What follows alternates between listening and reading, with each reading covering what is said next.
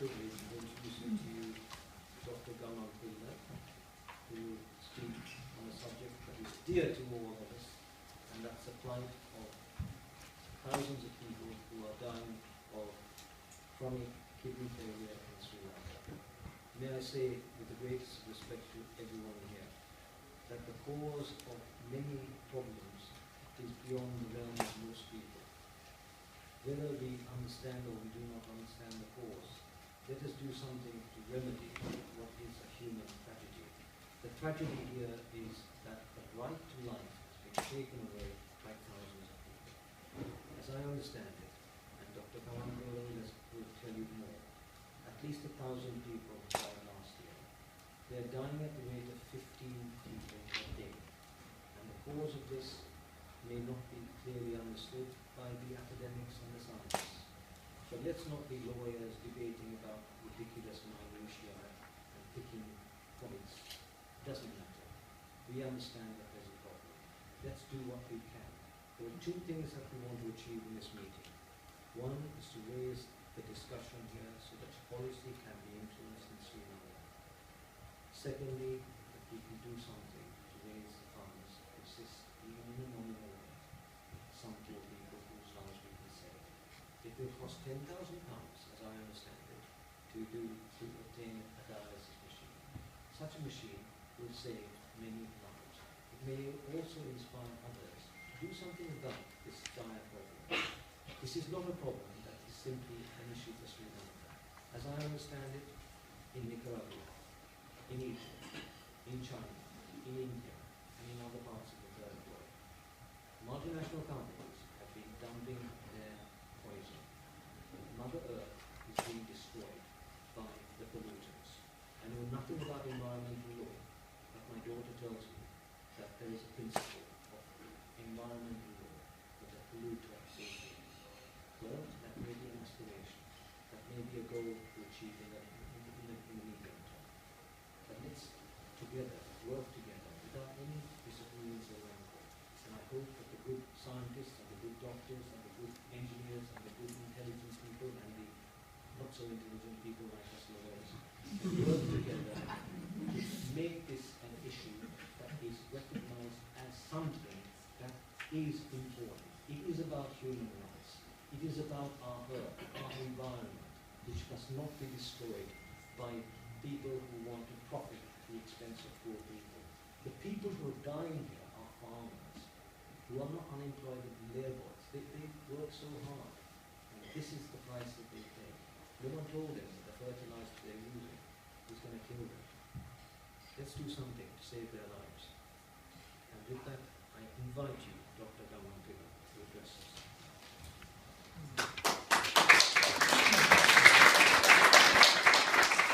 Thank you, Alex.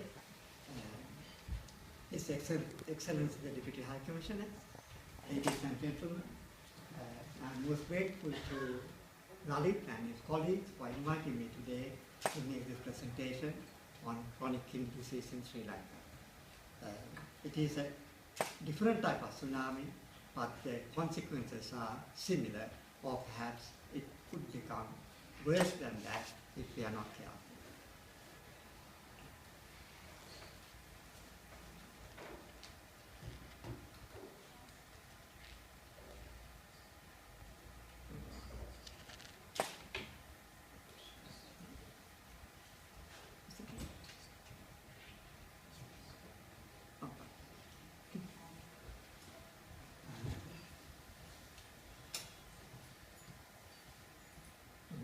Simple statistic, we got about 20,000 people in Sri Lanka with end-stage kidney failure and about 400,000 affected. There are several stages of kidney failure, one would say 1 to 5 normally, or 1 to 4 as described in the Sri Lankan studies. And this is amongst a population about 2 million. I could be wrong there, it might be a little more than 2 million, I suspect, because the emergence of the condition is far and wide now. And they fall ill. Average age of a kidney patient is 39.1 years. And if they are not given proper treatment, they are bound to die within 3 or 4 years. And that will be a difficult time before that, but I don't think they'll survive more than about 3 years once they are identified as in-stage kidney failure patients. And kidney failure is mostly in rural communities in north-central region of Sri Lanka, which is the north-central dry zone. And this problem seems to be associated with the bavers, meaning the reservoirs or the tanks. When I say that, it is to do with the irrigation water. And the image on the left shows where the kidney problem is most dominantly prevalent as such. The darker color shows the highest level, and the others, as it says on the side, the number of people per 1,000 population. And if we look at the map on the right, it is the north central region where, and down below where the grey areas are the mountains and hill country.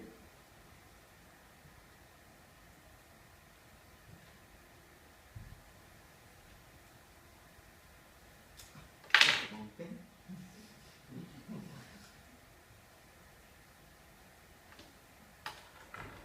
It is the right thing. Wow.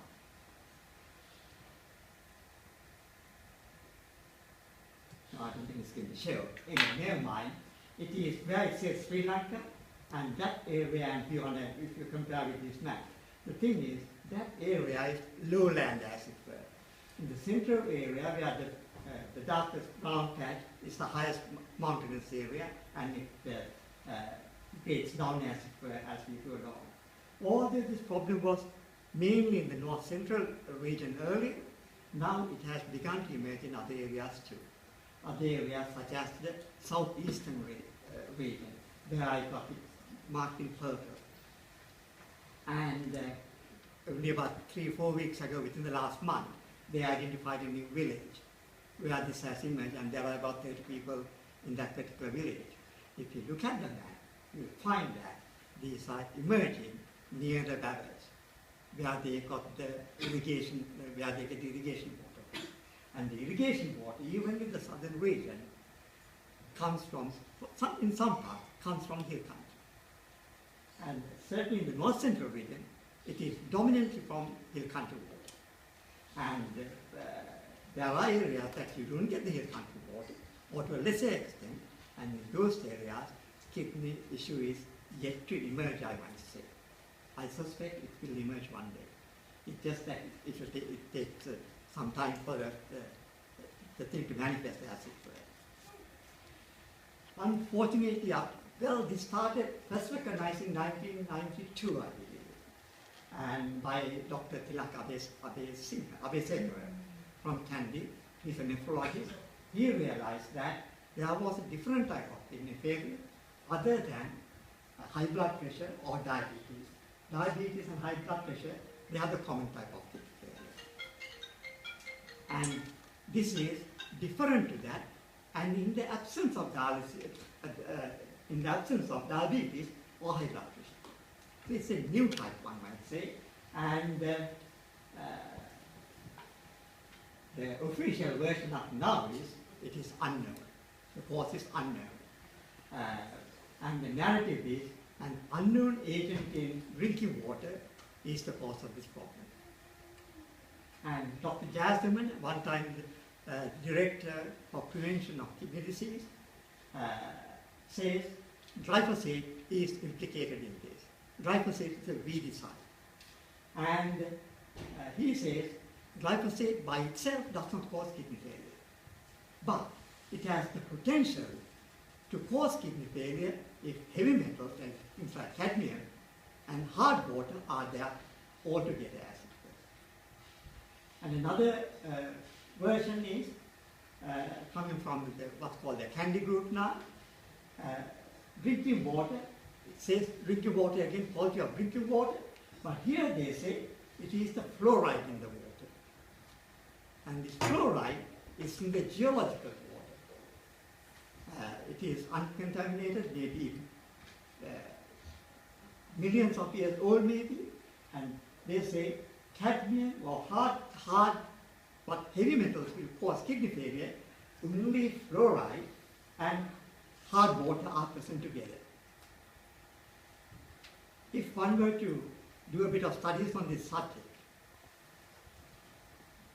kidney failure has been studied by the WHO or the UN for about 60 years now. Insofar as the WHO or the UN is concerned,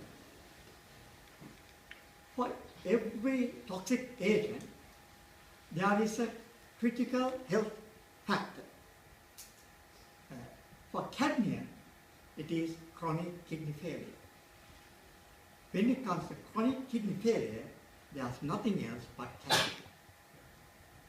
Not that cadmium wouldn't cause other things, it would cause other things such as cancer. But for chronic kidney failure, agent identified by the UN is cadmium.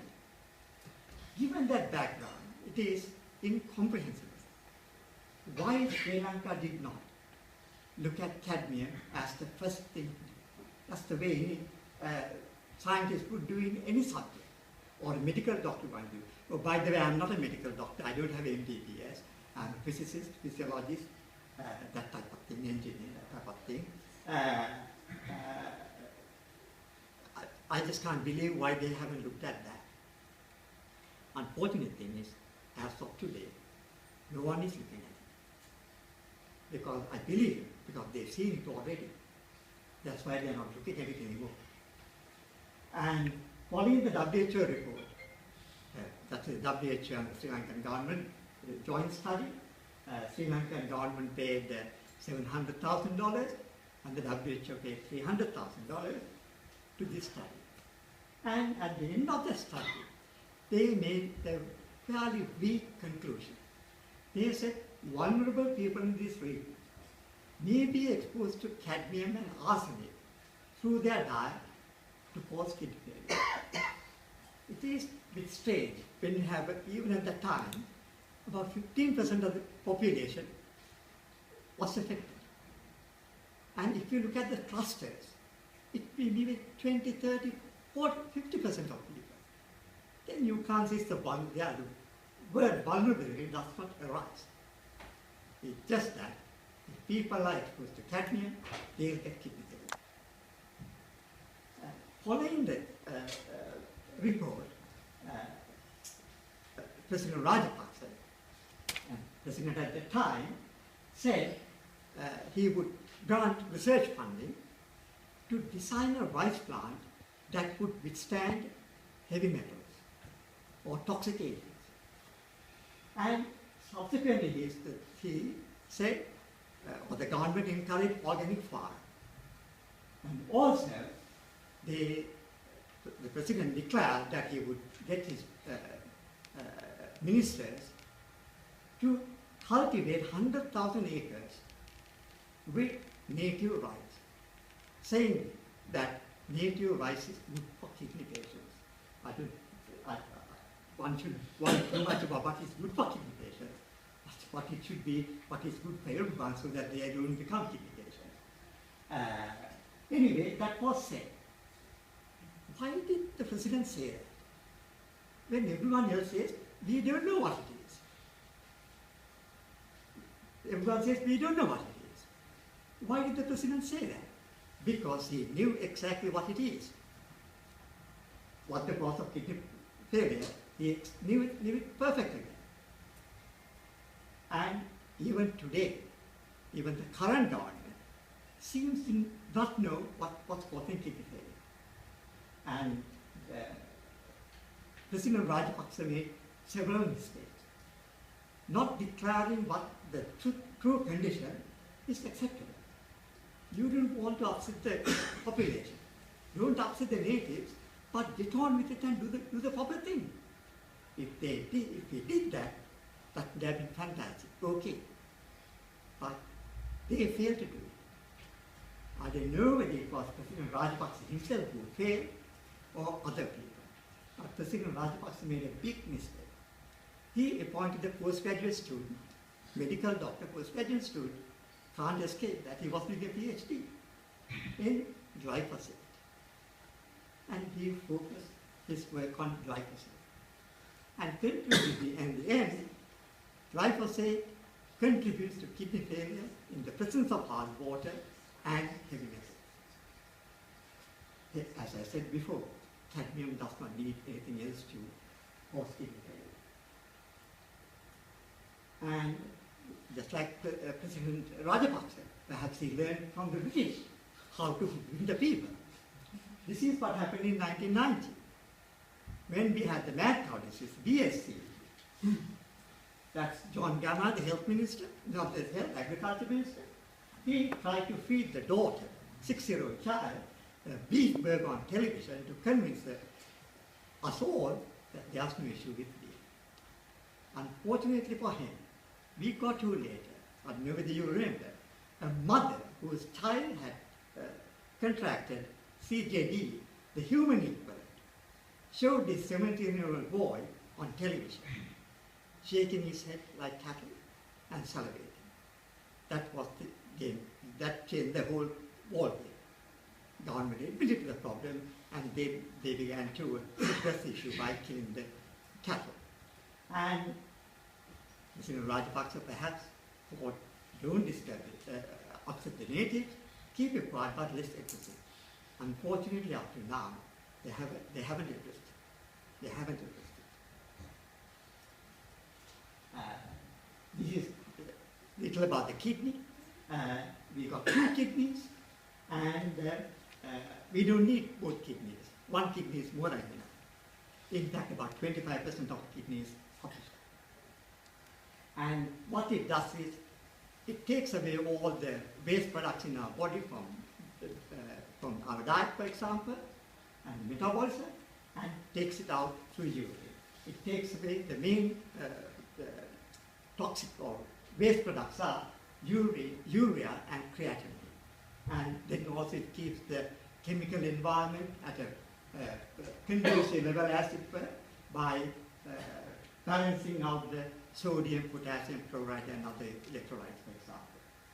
And our kidneys, the way it works, in a day, it takes about 100 liters of water out of the kidney. In one part of the kidney takes out, but another part of the kidney takes it back, about 98 is taken back again. So in the end, we produce only about 2 liters of urine per day, because it does for a very good reason. At the left end here, is it left end? Yeah, it is a left end from where you are. The red line would be called the blood vessels. By the way, this is part of the kidney. In a kidney, say one of the kidneys, you get about 1 million of these.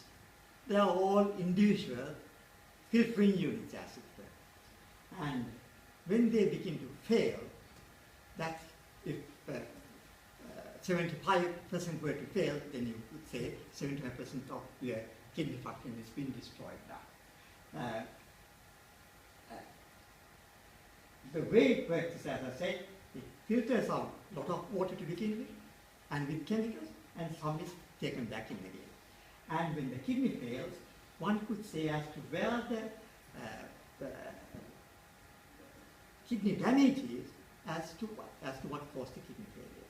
And in this case, mainly it happens around this lower loop region. And lower loop region,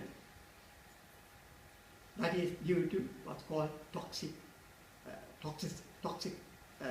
intake, as it were. If it were to high blood pressure or diabetes, the way it happens would be slightly different, as it were. Now, This is a model produced by the UN, I should say, but the people who are working on this are the FAO and the WHO. And they have a committee called the Joint Expert Committee on Food Safety or Food Additives. Additive doesn't mean that it relates only to the processed food, due to any food that one would intake as it were. The addition could come from the environment, unintentional addition. But that's the body who looks into this. They have produced a model as it were. This is that model. When the kidneys fail due to cadmium poisoning, that is on the horizontal axis, and on the vertical axis, you get type of proteins that comes out. This is only one type. These proteins are, one could say, the scavenger type. If the body is being hurt, they go and grab them, take it away to the kidney, and so that it passes away with the urine.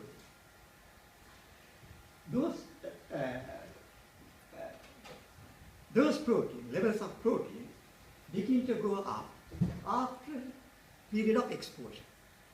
Until it comes to a critical level, it doesn't go up as it will. When the exposure has been over a long period of time, but the rate of exposure probably would be the same throughout. But when the body has been accumulating these things, the urine level begins to go up, and related to the amount of cadmium in the urine itself, these proteins begin to go up. And that point at which it takes off is the point at which kidneys begin to fail. Until then, no worry at all. Similar thing applies for high blood pressure and diabetes. That's why the doctors now, when you are found out as a diabetic or high blood pressure patient, or a person with high blood pressure or diabetes, they begin to monitor the kidney function. One of the targets, as it were, in high blood pressure and diabetes is how to protect the kidney. Because the kidney is going to fail before something else may happen. So they try to look after the kidney. In Sri Lanka too, perhaps we should do things to look after our kidneys now, under these circumstances. Anyway, this is something I have designed myself, as it were, to explain this issue. The thing is, I haven't done any research, meaning I haven't done any work in the labs, for example, or taken soil samples or anything like that. Some people believe one has to do that to make a pronouncement on this type of thing. That is all wrong. And in Sri Lanka, people in the health department, from time to time would say, oh, these people from overseas, Sri Lankan people overseas, they are not here, they don't know what's going on, they haven't done any work. No, I can tell you one thing. If you write a good review article, I have reviewed kidney disease, as it were, looking at what other people have done, and what the Sri Lankan government, the WHO did, and our Sri Lankan scientists did in relation to our issue. If you write a good review article, in fact it is equivalent to 25 normal research articles. Because you bring everyone's knowledge together and analyze it, criticize it, take good points and point out what's wrong or whatever. And anyway, I designed this because I used only the data in the WHO report. Because some of other data is unreliable, because we haven't had, I should say, good enough equipment to do the measurements properly.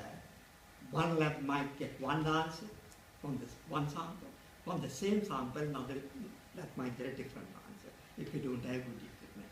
But the WHO, Sri Lankan government WHO study, they had their work done, analysis done in Belgium. So one can't dispute that. And anyway, I'm trying to talk to the government, so to say, because that's where the person with the thumb on the button is, to make it happen or not happen, as it were. So I use only that data. And from that I can show what's happening is, say in fact, before a child is born, if a mother is taking cadmium through the diet, the child gets some through the mother's bloodstream, through the placenta. Less than what the mother gets, but the child gets it. we are not certain about whether breast milk has cadmium. Let's forget that. Let's say no to that. But if a child born in the north central region of Sri Lanka, and if the parents are getting cadmium into the body somehow, the child will be given their own food, and the child will be exposed to cadmium at age, say, 1, for example. And then, up to about age 20, they are not going to show any signs. In fact, no one has studied children on this issue. I don't think anywhere in the world. Normally people study adults as it were. There are issues studying children, but I think in Sri Lanka we should do that somehow.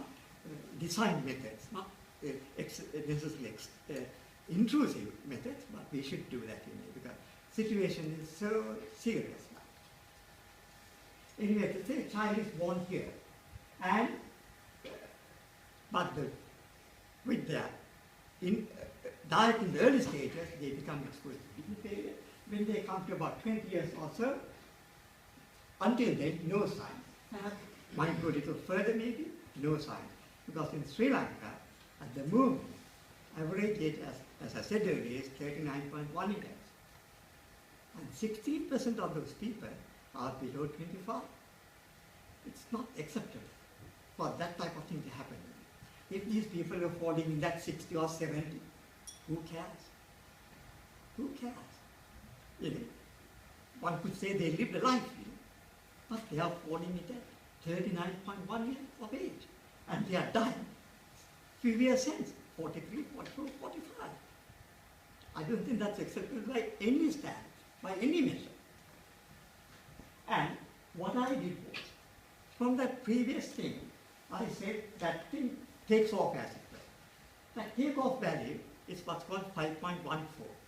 That is the critical level at which WHO, after this data, by the way, is from 35 different studies, covering 30,000 people. So it's not something we can ignore. Unfortunately, not a single person has heard of it in Sri Lanka. It's utter disbelief. Utter disbelief. And what I also, in Sri Lankan studies, I'm not blaming our scientists. This was an entirely new game, new subject. So people didn't know what they were doing. They had to study the subject. But unfortunately, every Dick, Tom and Harry in Sri Lanka, I don't know, Sumati, Sripala, whoever, they became experts at this. They became experts at this. They just got MBBS and they have become experts. You know? And one thing, they all make one common